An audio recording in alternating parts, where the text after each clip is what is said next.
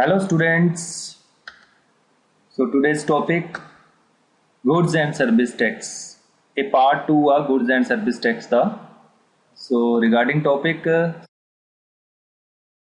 different rates ਦੇ ਅਸੀਂ GST ਦੇ regarding topic cover ਕਰ ਰਹੇ ਹਾਂ। ਇਹਦੇ regarding ਅਸੀਂ ਇੱਕ ਵੀਡੀਓ ਬਣਾ ਚੁੱਕੇ ਹਾਂ। ਪਹਿਲਾਂ ਉਹਦੇ ਵਿੱਚ ਆਪਾਂ GST ਦਾ meaning, definition ਤੇ value addition ਮੁੱਲ ਵਾਧਾ, input tax credit ਤੇ GST ਦੇ डिफरेंट टाइप्स वगैरह ब्रीफ च कीते सीगे ते उस तो बाद असीं ऑब्जेक्टिव ऑफ GST कीते सीगे। सो हुण सैकेंड वीडियो आ। सो वीडियो पहला वीडियो अपलोड हो चुका है इस चैनल दे उत्ते बिजनेस एंड कमर्स चिक। सो लगातार वीडियो लैन दे लई तुसीं इस चैनल नूं लाइक करो, सबसक्राइब करो ते बैल आइकन जरूर प्रेस करो भी जदों ही वीडियो अपलोड होवे ਤੁਹਾਨੂੰ ਉਹਦੇ ਬਾਰੇ ਨੋਟੀਫਿਕੇਸ਼ਨ ਮਿਲ ਜਵੇ ਤੇ ਸਾਰੇ ਦੇ ਸਾਰੇ ਵੀਡੀਓ ਜਦੋਂ ਤੁਸੀਂ ਚੈਨਲ ਸਬਸਕ੍ਰਾਈਬ ਕਰ ਲਓਗੇ ਤੁਸੀਂ ਚੈਨਲ ਦੇ ਵਿੱਚ ਤੁਹਾਨੂੰ ਈਜ਼ੀਲੀ ਅਵੇਲੇਬਲ ਹੋ ਜਾਣਗੇ, ਮਿਲ ਜਾਣਗੇ। ਸੋ ਪਾਰਟ 2 ਆ ਰਹੀ। ਸੋ ਇਸ ਵੀਡੀਓ ਦੇ ਵਿੱਚ ਆਪਾਂ ਕਰਾਂਗੇ meaning of supply in GST, scope of supply in GST, component of GST, features, advantage, disadvantage यानी कि limitation of GST। सो ਅਸੀਂ स्टार्ट करते हैं meaning and scope of supply in GST। देखो GST है जिहड़ा GST एप्लीकेबल हुंदा वा जदों गुड्स या सर्विसेज दी सप्लाई होवे, किसी एक चीज़ की सप्लाई होवे यानी गुड्स की सप्लाई होवे या सर्विस की सप्लाई होवे या दोनों की सप्लाई होवे, मतलब टैक्स जो कटना हैगी आ गुड्स या वस्तु की सप्लाई। इस करके GST दे विच सप्लाई के मीनिंग नूं समझना बहुत जरूरी है। सो GST ਦੇ ਵਿੱਚ ਪੂਰਤੀ ਵਿੱਚ ਵਸਤੂਆਂ ਤੇ ਸੇਵਾਵਾਂ ਨੂੰ ਉਪਲਬਧ ਕਰਨ ਦੇ ਸਾਰੇ ਰੂਪ ਸ਼ਾਮਲ ਹੁੰਦੇ ਆ। ਮਤਲਬ ਕਿਸੇ ਚੀਜ਼ ਨੂੰ, ਕਿਸੇ ਵਿਅਕਤੀ ਨੂੰ ਕੋਈ ਵਸਤੂ ਜਾਂ ਕੋਈ ਸੇਵਾ ਆਪਾਂ ਉਪਲਬਧ ਕਰਵਾਈ ਆ ਜਾਂ ਕਰਵਾ ਰਹੇ ਆ, ਜਿਸ ਵੀ ਢੰਗ ਨਾਲ ਅਸੀਂ ਉਹ ਸੇਵਾ ਜਾਂ ਵਸਤੂ ਉਪਲਬਧ ਕਰਾ ਰਹੇ ਆ ਉਹ ਸਾਰਿਆਂ ਨੂੰ ਪੂਰਤੀ ਕਿਹਾ ਜਾਂਦਾ ਵਾ। ਸੋ ਇਹਦੇ ਵਿੱਚ ਵਿਕਰੀ यानी कि सेल, तबादला यानी कि ट्रांसफर, बार्टर वस्त वटांदरा, एक्सचेंज, लाइसेंस, रेंट किराया, लीज, व्यापारिक प्रक्रिया दौरान किसी व्यक्ति द्वारा मुल प्राप्ति लई निपटारा या निपटारा करन लई समझौता। मतलब जो कोई बंदा कहता भी मैं तुहाडे च कोई सैटलमेंट करा देना वा, कोई निपटारा करा देना या फिर भी वो एग्रीमेंट करता भी निपटारा करा दिया करूँगा यानी कोई सर्विस प्रोवाइड करता वा। ਅਤੇ व्यापारिक प्रक्रिया दौरान ਮੁੱਲ ਲਈ ਜਾਂ ਮੁੱਲ ਤੋਂ ਬਗੈਰ ਸੇਵਾਵਾਂ ਦਾ ਆਯਾਤ ਵੀ ਸ਼ਾਮਲ ਆ। ਇਹ ਵੀ ਪੂਰਤੀ ਸ਼ਾਮਲ ਹੁੰਦਾ ਜਦੋਂ ਅਸੀਂ ਬਾਹਰੋਂ ਸਰਵਿਸਿਜ਼ ਇੰਪੋਰਟ ਕਰਦੇ ਹਾਂ, ਚਾਹੇ ਉਹ ਫੋਰ ਕੰਸੀਡਰੇਸ਼ਨ ਆ ਚਾਹੇ ਵਿਦਾਊਟ ਕੰਸੀਡਰੇਸ਼ਨ ਆ, ਵੈਲਿਊ ਪੇ ਕੀਤੀ ਹੈ ਚਾਹੇ ਨਹੀਂ। ਸੋ ਪੂਰਤੀ ਨੂੰ ਬੜੀ ਡਿਟੇਲ ਦੇ ਵਿੱਚ ਇਹਦਾ ਮੀਨਿੰਗ ਬੜਾ ਡਿਟੇਲ ਦਾ बड़ा विस्तृत मीनिंग है भी कोई भी तरीका जिहदे नाल गुड्स या सर्विसेज किसी व्यक्ति नूं अवेल कराइयां जा रही वो सारा कुछ पूर्ति दे विच शामिल। नैक्सट आंदा साडे कोले scope of supply in GST। सो मतलब पूर्ति का खेतर, पूर्ति दे विच की आंदा वा। GST एक्ट की धारा 7 के अनुसार शब्द सप्लाई विच हेठ लिखे नुकते शामिल हैं। सप्लाई दे विच की शामिल आ, जिवें आपां मीनिंग च पहला पढ़िया वा, सप्लाई दे सारे रूप यानी कि किसी नूं चीज़ उपलब्ध कराउण दे सारे तरीके, विक्री, तबादला, वाटर एक्सचेंज, लाइसेंस, किराया, लीज या निपटारे का समझौता ये शामिल आ। सैकेंड हैगा व्यापार दौरान या व्यापार के वाधे लई लैन देन, कोई भी ट्रांसैक्शन हुंदी है जिहड़ा ज़्यादा ड्यूरिंग कोर्स ऑफ बिजनेस हुंदी है या फिर बिजनेस की एक्सपेंशन के लिए हुंदी है, उन्होंने भी असीं सप्लाई मनना वा। मुੱਲ ਦੇ वाधे के लिए कोई लैन देन, ਮੁੱਲ ਦੇ ਲਈ ਲੈਣ ਦੇਣ मतलब ਹੁੰਦਾ ਵਾ ਵੀ ਕੋਈ ਟ੍ਰਾਂਸੈਕਸ਼ਨ ਕੀਤੀ ਆ, ਵੈਲਿਊ ਪੇ ਕੀਤੀ ਆ, ਅਸੀਂ ਫॉर ਕੰਸੀਡਰੇਸ਼ਨ ਕੀਤੀ ਆ ਤਾਂ ਉਹਨੂੰ ਵੀ ਅਸੀਂ ਸਪਲਾਈ ਮੰਨਣਾ ਵਾ। ਸੇਵਾਵਾਂ ਦਾ ਆਯਾਤ ਯਾਨੀ ਇੰਪੋਰਟ ਆਫ ਸਰਵਿਸਿਜ਼, ਚਾਹੇ ਵਪਾਰ ਨਾਲ ਸੰਬੰਧਿਤ ਹੋਵੇ ਚਾਹੇ ਨਾ, ਵੈਦਰ ਰਿਲੇਟਡ ਵਿਦ ਬਿਜ਼ਨਸ ਔਰ note, import of services will always included in supply. So schedule 1 विच दिते लैन देन चाहे वो बगैर मुल तो हो, शेड्यूल च जो भी शेड्यूल 1 च लैन देन दिते वो सारे सप्लाई दे विच शामिल होंगे, चाहे उन्होंने बगैर रिगार्डिंग कोई पेमेंट की होवे चाहे ना। शेड्यूल 2 विच दर्शाए गए लैन देन, शेड्यूल 2 दे विच जो भी लैन देन लगे वो भी असी पूर्ति दे विच इंक्लूड करने। हुण कुछ लैन देन हैगे आ जिन्हां नूं ਪੂਰਤੀ ਨਹੀਂ ਮੰਨਿਆ ਜਾਂਦਾ। ਹੇਠ ਲਿਖੇ ਲੈਣ ਦੇਣ ਵਸਤੂ ਜਾਂ ਸੇਵਾਵਾਂ ਦੀ ਪੂਰਤੀ ਨਹੀਂ ਹਨ। ਸੋ ਪਹਿਲਾ ਹੈਗਾ ਅਨੁਸੂਚੀ 3 ਯਾਨੀ ਸ਼ਡਿਊਲ 3 ਵਿੱਚ ਦਿੱਤੇ ਲੈਣ ਦੇਣ। ਸੈਕੰਡ ਹੈਗਾ ਕੇਂਦਰ ਰਾਜ ਸਰਕਾਰ ਜਾਂ ਕਿਸੇ ਸਥਾਨਕ ਅਥਾਰਟੀ ਦੁਆਰਾ ਕੀਤੇ ਗਏ ਲੈਣ ਦੇਣ, ਇਹਨਾਂ ਨੂੰ ਵੀ ਅਸੀਂ ਪੂਰਤੀ ਨਹੀਂ ਮੰਨਦੇ, ਯਾਨੀ ਇਹਨਾਂ ਤੇ GST ਐਪਲੀਕੇਬਲ ਨਹੀਂ ਹੋਊਗਾ। ਉਸ ਤੋਂ ਬਾਅਦ ਨੋਟ ਆ ਵੀ ਉੱਪਰ ਜਿੰਨੀਆਂ ਵੀ ਪ੍ਰੋਵੀਜ਼ਨਾਂ ਦਿੱਤੀਆਂ ਵਾ ਇਹਨਾਂ ਦੇ ਅਧੀਨ ਸਰਕਾਰ GST ਕੌਂਸਲ ਨਾਲ ਸਲਾਹ ਕਰਕੇ ਉਹਦੀ ਸਿਫਾਰਿਸ਼ ਤੇ ਨੋਟੀਫਿਕੇਸ਼ਨ ਰਾਹੀਂ ਕਿਸੇ ਵੀ ਲੈਣ ਦੇਣ ਬਾਰੇ ਇਹ ਨਿਸ਼ਚਿਤ ਕਰ ਸਕਦੀ ਹੈ ਕਿ ਇਹ ਵਸਤੂ ਦੀ ਪੂਰਤੀ ਹੈ ਜਾਂ ਵਸਤੂ ਦੀ ਪੂਰਤੀ ਨਹੀਂ ਹੈ, ਤੇ ਸੇਵਾਵਾਂ ਬਾਰੇ ਵੀ ਸੇਵਾ ਦੀ ਪੂਰਤੀ ਹੈ ਜਾਂ ਸੇਵਾ ਦੀ ਪੂਰਤੀ ਨਹੀਂ। ਸੋ ਪੂਰਤੀ ਦੇ ਵਿੱਚ ਇਹ ਸ਼ਾਮਿਲ ਹੋਣਗੇ ਤੇ ਆ ਜਿਹੜੀਆਂ ਕੀਤੀਆਂ ਨਹੀਂ ਸ਼ਾਮਿਲ। ਨੈਕਸਟ ਟੌਪਿਕ ਆ ਗਿਆ ਆਪਣੇ ਕੋਲੇ GST ਦੇ ਹਿੱਸੇ ਜਾਂ ਪ੍ਰਕਾਰ, ਯਾਨੀ ਕੰਪੋਨੈਂਟ ਟਾਈਪ ਕਲਾਸੀਫਿਕੇਸ਼ਨ ਵੀ ਕਹਿ ਦਿੰਦੇ ਆ GST ਨੂੰ।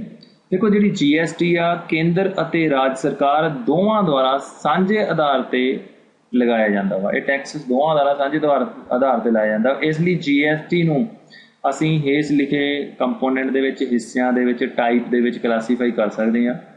ਸੋ ਫਸਟ ਹੈਗਾ ਸਾਡੇ ਕੋਲੇ ਕੇਂਦਰੀ GST, central GST। Central GST ਕੀ ਹੁੰਦਾ ਵਾ? CGST ਤੋਂ ਭਾਵ ਕੇਂਦਰ ਸਰਕਾਰ ਦੁਆਰਾ ਲਗਾਇਆ ਗਿਆ GST ਹੈ। ਕਿਸੇ ਲੈਣ ਦੇਣ ਦੇ ਵਿੱਚ ਜੋ GST ਕੁੱਲ ਮਿਲਿਆ ਉਹਦੇ ਵਿੱਚੋਂ ਜਿੰਨਾ ਸੈਂਟਰ ਦਾ ਹਿੱਸਾ ਵਾ ਉਹ CGST ਹੈ। ਸੈਕੰਡ ਹੈਗਾ ਵਾ ਰਾਜ GST ਯਾਨੀ ਕਿ ਸਟੇਟ GST ਜਾਂ ਕੇਂਦਰ ਸ਼ਾਸਿਤ Pradesh GST, union territory GST। ਦੇਖੋ ਸਟੇਟ GST ਤੋਂ ਭਾਵ ਰਾਜ ਸਰਕਾਰ ਦੁਆਰਾ ਲਗਾਇਆ ਗਿਆ GST, UTGST ਤੋਂ ਭਾਵ ਯੂਨੀਅਨ ਟੈਰੀਟਰੀ ਦੁਆਰਾ ਲਗਾਇਆ ਗਿਆ GST, ਕੇਂਦਰ ਸ਼ਾਸਿਤ ਪ੍ਰਦੇਸ਼ਾਂ ਦੁਆਰਾ ਲਗਾਇਆ ਗਿਆ GST। ਇਹ ਕਿਸੇ ਲੈਣ ਦੇਣ ਤੇ ਬਣਦੇ ਕੁੱਲ GST ਵਿੱਚੋਂ ਰਾਜ ਸਰਕਾਰ ਅਤੇ ਕੇਂਦਰ ਸ਼ਾਸਿਤ ਪ੍ਰਦੇਸ਼ਾਂ ਦਾ ਹਿੱਸਾ ਵਾ। ਕਿਸੇ ਲੈਣ ਦੇਣ ਤੇ ਜੋ GST ਬਣਿਆ ਉਸ ਜੋ ਰਾਜ ਸਰਕਾਰ ਨੂੰ ਮਿਲੂਗਾ ਉਹ ਸਟੇਟ GST ਹੋ ਗਿਆ, ਜੋ ਕੇਂਦਰ ਸਰਕਾਰ ਨੂੰ ਮਿਲੇਗਾ ਉਹ ਸੈਂਟਰਲ GST ਹੋ ਗਿਆ। ਥਰਡ ਇਹਦਾ ਕੰਪੋਨੈਂਟ ਹੈਗਾ ਇੰਟੀਗ੍ਰੇਟਡ GST। ਦੇਖੋ ਜਿਹੜਾ ਇੰਟੀਗ੍ਰੇਟਡ GST ਆ ਉਹ ਕੇਂਦਰ ਸਰਕਾਰ ਅੰਤਰ ਰਾਜ ਸਪਲਾਈ ਦੇ ਲੈਣ ਦੇਣਾਂ ਦੇ ਸੰਬੰਧ ਵਿੱਚ ਲਗਾਊਗੀ। ਕੇਂਦਰ ਸਰਕਾਰ ਉਹ ਟੈਕਸ ਕਲੈਕਟ ਕਰੂਗੀ, ਯਾਨੀ ਇੰਟਰ ਸਟੇਟ ਟ੍ਰਾਂਸੈਕਸ਼ਨਸ ਹੁੰਦੀਆਂ ਜਦੋਂ ਇੱਕ ਸਟੇਟ ਦੂਜੇ ਸਟੇਟ ਨੂੰ ਸਮਾਨ ਵੇਚਦੀ ਆ। ਤਾਂ ਇਸ ਤਰ੍ਹਾਂ ਦੀ ਜਿਹੜੀਆਂ ਟ੍ਰਾਂਸੈਕਸ਼ਨ ਹੁੰਦੀਆਂ ਵਾ ਇਹਨਾਂ ਦੇ ਸੰਬੰਧ ਵਿੱਚ ਕੇਂਦਰ ਸਰਕਾਰ ਤੇ ਰਾਜ ਸਰਕਾਰਾਂ ਦਰਮਿਆਨ ਖਾਤਿਆਂ ਦਾ ਨਿਪਟਾਰਾ ਸਮੇਂ-ਸਮੇਂ ਤੇ ਹੁੰਦਾ ਰਹਿੰਦਾ ਵਾ, ਕਿਉਂਕਿ ਇਹਨਾਂ ਨੇ ਸ਼ੇਅਰ ਵੰਡਣਾ ਹੁੰਦਾ GST ਦਾ। ਥੋੜੇ ਟਾਈਮ ਬਾਅਦ ਇਹ ਅਕਾਊਂਟ ਦੀ ਸੈਟਲਮੈਂਟ ਕਰਦੇ ਰਹਿੰਦੇ ਆ ਤਾਂ ਕਿ ਇਹ ਸੁਨਿਸ਼ਚਿਤ ਹੋ ਸਕੇ ਵੀ ਜਿਹੜੀ ਰਾਜ ਸਰਕਾਰ ਨੂੰ ਉਸ GST ਯਾਨੀ ਕਿ ਇੰਟੀਗ੍ਰੇਟਡ GST ਦੇ ਵਿੱਚੋਂ ਹਿੱਸਾ ਮਿਲਣਾ ਸੀ ਵੀ ਉਹ ਉਹਨੂੰ ਮਿਲ ਗਿਆ ਵਾ। ਦੇਖੋ ਦੋ ਸਟੇਟਾਂ ਵਾ, ਉਹਨਾਂ ਦੀ ਡੀਲਿੰਗ ਹੋ ਰਹੀ ਆ। ਇੱਕ ਹਿੱਸਾ ਤਾਂ ਸੈਂਟਰ ਕੋਲ ਜਾਣਾ, ਦੂਜਾ ਹਿੱਸਾ ਕਿਸੇ ਸਟੇਟ ਕੋਲ ਜਾਣਾ। ਦੋਨਾਂ ਚੋਂ ਕਿਹੜੀ ਸਟੇਟ ਕੋਲ ਜਾਣਾ? ਜਿਹੜੀ ਕੰਜ਼ਿਊਮ ਕਰ ਰਹੀ ਆ, ਜਿਹੜੀ ਸੈਲ ਕਰ ਰਹੀ ਆ ਉਹ 'ਚ ਨਹੀਂ, ਕਿਉਂਕਿ ਇਹ ਕੰਜ਼ੰਪਸ਼ਨ ਬੇਸਡ ਟੈਕਸ ਆ। ਤਾਂ ਇਹਨੂੰ ਟਾਈਮ ਸਿਰ ਮਿਲਦਾ ਰਹੇ, ਇਸ ਕਰਕੇ ਇਹਦੀ ਸੈਟਲਮੈਂਟ ਹੁੰਦੀ ਰਹਿੰਦੀ ਆ। ਸੋ ਇਹਦੇ 3 ਕੰਪੋਨੈਂਟ ਸੀਗੇ CGST, SGST ਤੇ IGST GST ਦੇ। ਨੈਕਸਟ ਟੌਪਿਕ ਆ ਗਿਆ ਆਪਣੇ ਕੋਲੇ। ਨੈਕਸਟ ਟੌਪਿਕ ਹੈਗਾ ਵਾ GST ਦੀਆਂ ਵਿਸ਼ੇਸ਼ਤਾਵਾਂ। ਸੋ ਅਸੀਂ ਇਹਦੇ ਵਿੱਚ ਪੜਾਂਗੇ ਅਪ੍ਰਤੱਖ ਕਰਾਂ ਦਾ ਰਲੇਵਾਂ, ਯਾਨੀ ਕਿ it includes various indirect tax. It is a mixed process, ਮਿਸ਼ਰਿਤ ਪ੍ਰਕਿਰਿਆ ਵਾ। ਡਿਟੇਲ 'ਚ ਅਸੀਂ ਬਾਅਦ 'ਚ ਪੜਾਂਗੇ। ਇਹ ਕਰ ਦੀ 4 ਪੱਧਰੀ ਦਰ ਵਿਵਸਥਾ ਵਾ ਤੇ ਸੇਵਾਵਾਂ ਦੇ ਟੈਕਸ ਵਗੈਰੇ ਪ੍ਰੋਵੀਜ਼ਨ ਹੈਗੇ। ਇਹਦੇ ਵਿੱਚ ਕਰ ਆਮਦਨ ਵੰਡ ਅਨੁਪਾਤ ਦੱਸਿਆ ਗਿਆ ਵਾ ਸੈਂਟਰਲ ਤੇ ਸਟੇਟ ਗਵਰਨਮੈਂਟ ਦੇ ਵਿੱਚ, ਇਹ ਵੀ ਇਹਦੀ ਫੀਚਰ ਆ।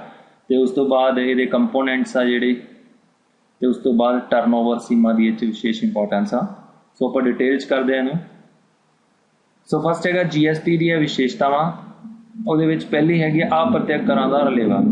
ਸੋ ਕੇਂਦਰ ਅਤੇ ਰਾਜਾਂ ਦੇ ਜ਼ਿਆਦਾਤਰ ਮਹੱਤਵਪੂਰਨ ਜਿਹੜੇ ਅਪ੍ਰਤੱਖ ਕਰ ਸੀਗੇ, ਜਿਹੜੇ ਇਨਡਾਇਰੈਕਟ ਟੈਕਸ ਪਹਿਲਾਂ ਲੱਗਦੇ ਸੀਗੇ, ਉਹ ਜ਼ਿਆਦਾਤਰ ਇਨਡਾਇਰੈਕਟ ਟੈਕਸ ਆ ਜਿਹੜੇ ਹੁਣ ਉਹ ਇਸ GST ਦੇ ਵਿੱਚ ਸ਼ਾਮਿਲ ਕਰ ਲਿਆ। ਇਸ ਕਰਕੇ ਇਹ ਅਪ੍ਰਤੱਖ ਕਰਾਂ ਦਾ ਰਲੇਵਾ, ਯਾਨੀ ਬਹੁਤ ਸਾਰੇ ਇਨਡਾਇਰੈਕਟ ਟੈਕਸ ਨੂੰ ਇਹ ਆਪਣੇ 'ਚ ਇਨਕਲੂਡ ਕਰਦਾ ਵਾ GST। ਸੈਕਿੰਡ ਹੈਗਾ ਵਾ ਵੀ ਮਿਸ਼ਰਿਤ ਕਰ ਪ੍ਰਕਿਰਿਆ, ਮਿਕਸਡ ਪ੍ਰੋਸੈਸ ਆ।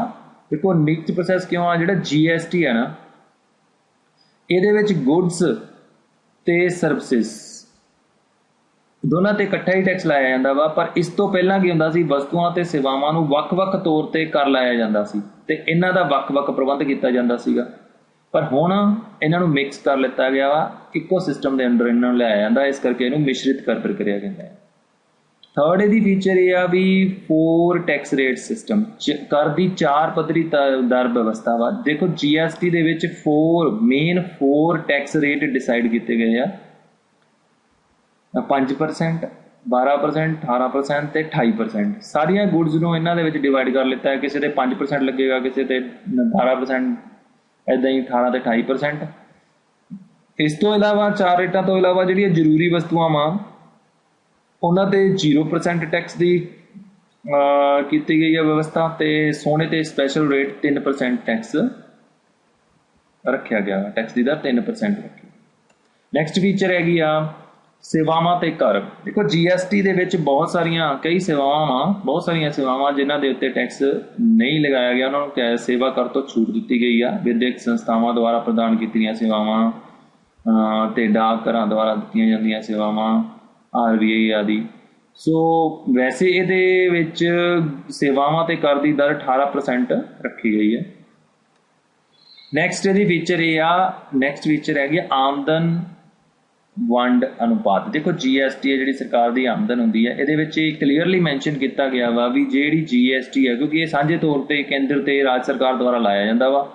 सो ये स्पैसीफाइड किया भी केंद्र का हिस्सा कितना, राज सरकार का हिस्सा, दोनों का हिस्सा अद्धा अद्धा होगा, यानी कि वो अपनी आमदन नूं GST तो जो हुई है उस आमदन नूं 50-50 दे विच डिवाइड कर लैणगे।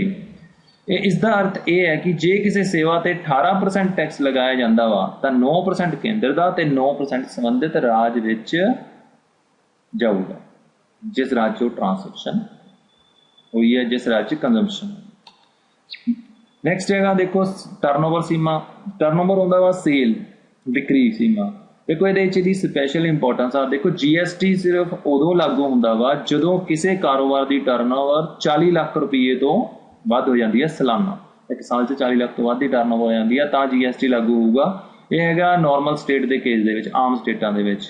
ਪਰ ਜਿਹੜੀਆਂ ਸਪੈਸ਼ਲ ਸਟੇਟਾਂ ਵਾ ਉੱਤਰ ਪੂਰਬੀ ਰਾਜ ਆ, ਜਿਹੜੇ ਨਾਰਥ ਈਸਟਰਨ ਸਟੇਟਸ ਆ, ਅਸਮ, ਮੇਘਾਲਿਆ, ਤ੍ਰਿਪੁਰਾ, ਸੋ ਉਹਨਾਂ ਦੇ ਕੇਸ ਦੇ ਵਿੱਚ ਇਹ ਸਿਰਫ 20% ਆ, 6 ਸਟੇਟਸ ਆ। ਸੋ ਪਰ ਇਹਦੇ ਵਿੱਚ ਇੱਕ ਕੰਡੀਸ਼ਨ ਆ ਵੀ ਜੇ ਕੋਈ ਵਪਾਰੀ अलग अलग स्टेटां दे विच अपना माल बेचता वा, माल सप्लाई करता वा, गुड्स सप्लाई करता डिफरेंट स्टेटां दे विच, फिर जे उहदी आमदन, जे उहदी सालाना टर्नओवर 40 लाख रुपए तो घट भी आ तां भी उहते GST एप्लीकेबल होऊगा। जे इंटरस्टेट काम करता वा तो उहदा GST एप्लीकेबल होऊगा ही, चाहे टर्नओवर 40 लाख रुपए तो घट होवे। तो इस तरह GST के बेस से ही एक रचना योजना कंपोजिशन स्कीम बनाई गई आ। ये भी जे किसी ट्रेडर की जो वस्तु गुड्स नाल डील करता वा, जे उहदी टर्नओवर 1.5 करोड़ सालाना तो घट आ तो वह कंपोजिशन स्कीम लै सकता वा। सो ते उत्तर पूर्वी राज्यों के लिए जिहड़ी ये लिमिट आ, यह 75 लाख रुपये है। कंपोजिशन स्कीम आ जी GST का एक ईजी सिस्टम आ, जिहदे विच ज़्यादा फॉर्मैलिटीज़ नहीं हैगियां। सो इहनूं आपां बाद च डिटेल च करांगे। सो नैक्सट इहदी फीचर ये आ भी GST के कंपोनेंट जिहड़े असीं पिछे डिटेल च पढ़ के आए आ भी इहदे विच 3 तरह का GST हुंदा वा, सेंट्रल GST, स्टेट GST ते इंटीग्रेटेड GST। सो ये सीगियां फीचर्स। नाउ नैक्सट टॉपिक आ गया GST दे एडवांटेज, लाभ। सो GST का लाभ आ भी GST ने बहुत सारे टैक्स जिहड़े सीगे पहला उन्हां नूं खत्म करके उन्हां दी जगह ते जगह ले ली है GST ने। सो GST तो पहला सर्विस टैक्स सीगा, सेंट्रल एक्साइज टैक्स सीगा, सेल्स टैक्स सीगा, हुण GST ने इन्हां ने थां ले ली आ। इस करके ये किन्ने टैक्सां की जगह के उत्ते एक टैक्स हो गया। इस करके टैक्स की गणना ते इहदी उगाही है जिहड़ी उहदी प्रक्रिया सरल हो गई है, सरकार लई सौखा हो गया। सो दूजा GST दे विच सारा काम ऑनलाइन होंदा वा। सो ऑनलाइन काम होण दे नाल टैक्स की कलैक्शन की प्रक्रिया विच एक तो आसानी हो गई आ, दूजी पारदर्शिता आ गई है, यानी ट्रांसपेरेंसी हो गई आ, सब कुछ हुण ट्रू एंड फेयर आ, क्लीयर आ। नैक्सट आ भी तीसरा पॉइंट ये आ भी इंडस्ट्री के एक्सपर्ट्स ये मानते हैं भी GST तो पहला डिफरेंट इंडायरैक्ट टैक्स सीगे, इस करके किसी कमोडिटी के उत्ते ਕਈ ਵਾਰ ਅਲੱਗ-ਅਲੱਗ ਟੈਕਸ ਹੋਣ ਕਰਕੇ ਇੱਕ ਤੋਂ ਵੱਧ ਵਾਰ ਟੈਕਸ ਲੱਗ ਜਾਂਦਾ ਸੀ, ਜਿਸ ਕਰਕੇ ਗੁੱਡਸ ਤੇ ਸਰਵਿਸਿਜ਼ ਮਹਿੰਗੀਆਂ ਹੋ ਜਾਂਦੀਆਂ ਸੀ। ਪਰ GST ਹੁਣ ਇੱਕੋ ਹੀ ਟੈਕਸ ਆ, ਇਸ ਕਰਕੇ ਇੱਕ ਟੈਕਸ ਲੱਗਣ ਨਾਲ ਉਹਨਾਂ ਦੀ ਲਾਗਤ ਘਟੂਗੀ ਤੇ ਚੀਜ਼ਾਂ ਲੰਬੇ ਸਮੇਂ ਦੇ ਬਾਅਦ ਸਾਨੂੰ ਸਸਤੀਆਂ ਮਿਲਣੀਆਂ ਸ਼ੁਰੂ ਹੋ ਜਾਣਗੀਆਂ, ਜਾਣੀ ਚੀਜ਼ਾਂ ਸਸਤੀਆਂ ਹੋਣਗੀਆਂ।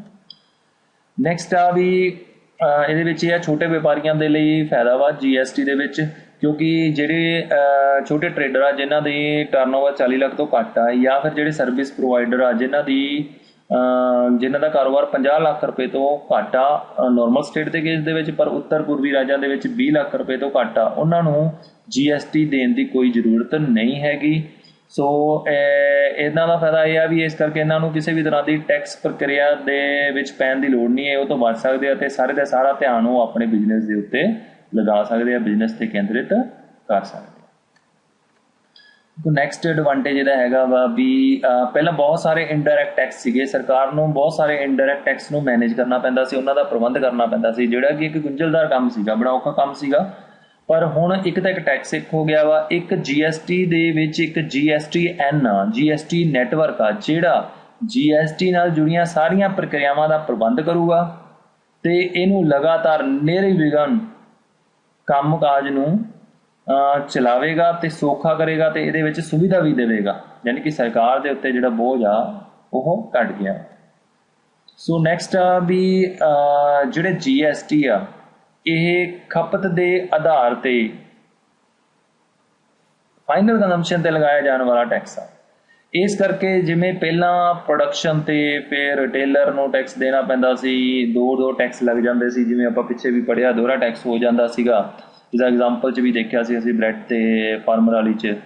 ਸੋ ਕਹਿੰਦਾ ਹੁਣ ਇੱਕ ਟੈਕਸ ਹੋਣ ਦੇ ਨਾਲ ਤੇ ਇਨਪੁਟ ਟੈਕਸ ਕ੍ਰੈਡਿਟ ਸਿਸਟਮ ਹੋਣ ਦੇ ਨਾਲ ਸੋ ਜਿਹੜੀ ਇਹ ਇਕਨੋਮਿਕ ਡਿਸਐਡਵਾਂਟੇਜ ਸੀਗੀ ਜਾਂ ਇਕਨੋਮਿਕ ਗੜਬੜੀ ਸੀਗੀ, ਹੁਣ ਉਹ ਖਤਮ ਹੋਣ ਦੇ ਵੱਲ ਇੱਕ ਕਦਮ ਹੋ ਗਿਆ ਵਾ, ਕਿਉਂਕਿ ਇੱਕ ਵਸਤੂ ਤੇ ਇੱਕ ਹੀ ਟੈਕਸ ਲੱਗੇਗਾ। ਨੈਕਸਟ ਆ ਵੀ ਇਹਦਾ ਐਡਵਾਂਟੇਜ ਇਹ ਆ ਵੀ ਇਹ ਇੱਕ GST ਹੈ ਜਿਹੜਾ ਇੱਕ ਆਨਲਾਈਨ ਪ੍ਰਕਿਰਿਆ ਵਾ। ਸੋ ਆਨਲਾਈਨ ਹੋਣ ਦੇ ਨਾਲ ਜਿੰਨਾ ਟੈਕਸ ਜਮ੍ਹਾਂ ਕਰਾਊਗਾ ਉਹਨਾਂ ਟੈਕਸ ਸਰਕਾਰ ਨੂੰ ਮਿਲ ਜੂਗਾ। ਕਿਸੇ ਤਰ੍ਹਾਂ ਦੀ ਧੋਖਾਧੜੀ ਜਾਂ ਟੈਕਸ ਦੀ ਚੋਰੀ ਹੁਣ ਨਹੀਂ ਹੋ ਸਕਦੀ, ਕਿਉਂਕਿ ਆਨਲਾਈਨ ਸਿਸਟਮ 'ਚ ਹੀ ਟੈਕਸ ਬਣਨਾ ਵਾ ਤੇ ਸਿਸਟਮ 'ਚ ਹੀ ਟੈਕਸ ਜਮ੍ਹਾਂ ਹੋਣਾ ਵਾ। ਸੋ ਧੋਖਾਧੜੀ ਤੇ ਟੈਕਸ ਚੋਰੀ ਦੇ ਵਿੱਚ ਕਮੀ ਆਈ ਹੈ ਇਹਦੇ ਨਾਲ। ਸੋ ਆਹ ਸਾਰੇ ਸੀਗੇ ਆਪਣੇ GST ਦੇ ਲਾਭ ਐਡਵਾਂਟੇਜ। ਸੋ 7 ਅਸੀਂ ਕੀਤੇ ਇਹਦੇ ਵਿੱਚ, ਸਕਰੀਨਸ਼ਾਟ ਲੈ ਸਕਦੇ ਇਹਦਾ। ਨੈਕਸਟ ਟੌਪਿਕ ਆ ਗਿਆ ਆਪਣੇ ਕੋਲੇ GST ਦੀਆਂ ਸੀਮਾਵਾਂ ਜਾਂ GST ਦੇ ਲਿਮਿਟੇਸ਼ਨ ਹੀ ਕਹਾਂਗੇ, ਨੁਕਸਾਨ ਜਾਂ ਡਿਸਐਡਵਾਂਟੇਜ ਵੀ ਕਹਿ ਦਿੰਦੇ ਹਾਂ, ਲਿਮਿਟੇਸ਼ਨਸ ਹੋ ਗਈਆਂ। ਸੋ ਇਹਦੇ 'ਚ ਪਹਿਲੀ ਲਿਮਿਟੇਸ਼ਨ ਜਿਹੜੀ ਆਪਾਂ ਇਨਕਲੂਡ ਕੀਤੀ ਆ ਉਹ ਇਹ ਆ ਵੀ GST ਆ ਆਪਾਂ ਪਿੱਛੇ ਵੀ ਕੀਤਾ ਵਾ ਵੀ ਇਹ ਇੱਕ ਆਨਲਾਈਨ ਸਿਸਟਮ ਆ, ਯਾਨੀ ਕਿ ਪੂਰੀ ਤਰ੍ਹਾਂ ਇਹ IT ਸੰਚਾਲਿਤ ਕਾਨੂੰਨ ਆ। ਸੋ ਇਹਦੇ ਲਈ ਐਕਸਪਰਟ ਚਾਹੀਦਾ, ਕੰਪਿਊਟਰ ਸਿਸਟਮ ਚਾਹੀਦਾ, ਪੂਰਾ ਅਰੇਂਜਮੈਂਟ ਚਾਹੀਦਾ। ਪਰ ਇੰਡੀਆ ਦੇ ਵਿੱਚ ਕਈ ਸਟੇਟਸ ਇਹੋ ਜਿਹੀਆਂ ਵਾ ਜਿਨ੍ਹਾਂ ਕੋਲੇ GST ਨੂੰ ਐਪਲੀਕੇਬਲ ਕਰਨ ਦੇ ਲਈ ਬੁਨਿਆਦੀ ਢਾਂਚਾ ਹੀ ਹੈ ਨਹੀਂਗਾ, ਮਤਲਬ ਉਹ ਇਹਨੂੰ ਐਪਲੀਕੇਬਲ ਕਰਨ ਦੇ ਵਿੱਚ ਕੈਪੇਬਲ ਨਹੀਂ ਹੈਗੇ, ਕਿਉਂਕਿ ਉਹਨਾਂ ਕੋਲ ਪ੍ਰੋਪਰ ਫੈਸਿਲਿਟੀਜ਼ ਨਹੀਂ ਹੈਗੀਆਂ। ਸੋ ਇਹ ਦੀ ਲਿਮਿਟੇਸ਼ਨ ਆ। ਸੈਕਿੰਡ ਇਜ਼ ਦੇਖੋ GST ਦੇ ਵਿੱਚ ਕੀ ਆ ਵੀ ਜੇ ਕੋਈ ਕੰਪਨੀ ਇੱਕ ਤੋਂ ਵੱਧ ਸਟੇਟ ਦੇ ਵਿੱਚ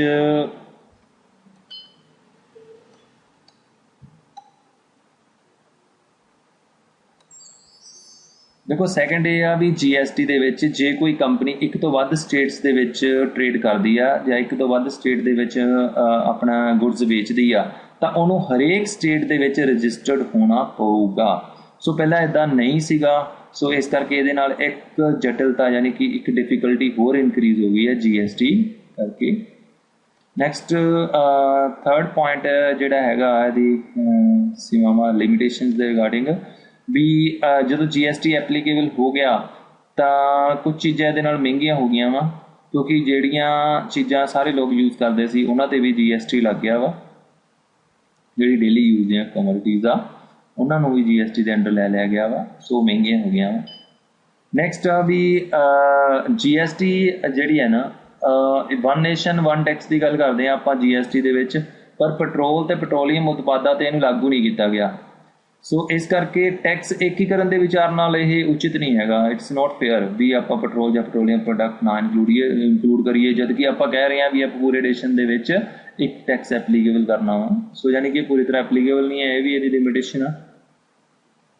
ਨੈਕਸਟ ਹੈਗਾ ਵਾ ਵੀ ਜੀਐਸਟੀ ਨੂੰ ਐਪਲੀਕੇਬਲ ਕਰਨ ਦੇ ਲਈ ਜਾਂ ਇਹਦੇ ਨਿਯਮ ਨੂੰ ਪ੍ਰਭਾਵਸ਼ਾਲੀ ਢੰਗ ਨਾਲ ਲਾਗੂ ਕਰਨ ਦੇ ਲਈ ਤੇ ਉਹਦੀ ਸੁਪਰਵਿਜ਼ਨ ਕਰਨ ਦੇ ਲਈ ਕੰਟਰੋਲ ਕਰਨ ਦੇ ਲਈ ਸਾਨੂੰ ਸਟਾਫ ਚਾਹੀਦਾ, ਐਕਸਪਰਟ ਸਟਾਫ। ਸੋ ਮਾਹਿਰ ਚਾਹੀਦੇ ਆ, ਮਾਹਿਰ ਅਧਿਕਾਰੀ ਚਾਹੀਦੇ ਆ ਜਿਹੜੇ ਕਿ ਇਸ ਟਾਈਮ ਨਹੀਂ ਹੈਗੇ। ਸੋ ਉਹਨਾਂ ਨੂੰ ਪ੍ਰੋਪਰ ਕੰਪਰੀਹੈਂਸਿਵ ਡਿਟੇਲ ਵਿਆਪਕ ਸਿਖਲਾਈ ਦੇਣ ਦੀ ਲੋੜ ਆ। ਸੋ ਹਜੇ ਆਪਣੇ ਕੋਲ ਇਹ ਇੰਨੇ ਐਕਸਪਰਟ ਨਹੀਂ ਹੈਗੇ। ਸੋ ਇਹ ਸੀਗੀਆਂ ਇਹਦੀਆਂ ਲਿਮਿਟੇਸ਼ਨਸ ਜੀਐਸਟੀ ਦੀਆਂ। ਸੋ ਇਹ ਸੀ ਆਪਣਾ ਅੱਜ ਦਾ topic. So thank you for watching. So video ਦੇ ਬਾਰੇ ਨੋਟੀਫਿਕੇਸ਼ਨ ਲੈਣ ਦੇ ਲਈ ਤੇ ਵੀਡੀਓ ਦੇਖਣ ਦੇ ਲਈ ਇਸ ਚੈਨਲ ਨੂੰ ਸਬਸਕ੍ਰਾਈਬ ਕਰੋ, ਲਾਈਕ ਬਟਨ ਪ੍ਰੈਸ ਜ਼ਰੂਰ ਕਰੋ ਤੇ ਉਸ ਤੋਂ ਬਾਅਦ ਬੈਲ ਆਈਕਨ ਪ੍ਰੈਸ ਕਰੋ ਵੀ ਤਾਂ ਕਿ ਜਦੋਂ ਹੀ ਵੀਡੀਓ ਅਪਲੋਡ ਹੋਵੇ ਤੁਹਾਨੂੰ ਉਹ ਵੀਡੀਓ ਮਿਲ ਜਾਵੇ। ਸੋ ਥੈਂਕ ਯੂ ਵਨਸ ਅਗੇਨ।